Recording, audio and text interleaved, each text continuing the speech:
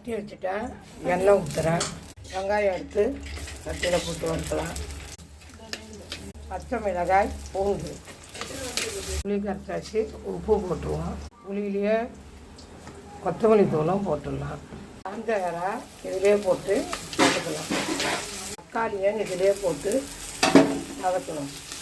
கருவேப்பிள்ளை அதையும் அதில் போட்டு வதக்கலாம். தனி மிளகாத்தூள் தேவைக்கு பீக்கங்காய், முருங்கைக்காய் இது ரெண்டையுமே இதிலே போட்டு அப்படியே நல்லா வதக்கணும்.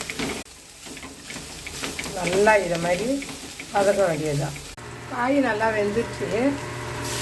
காய் வெந்த பிறகு தான் ஒரு பாதி அளவுக்கு வதக்கின பிறகு தான் அப்புறமா நம்ம டீயை ஊற்றணும். இல்லைன்னா காய் வேகாது நின்றோம்.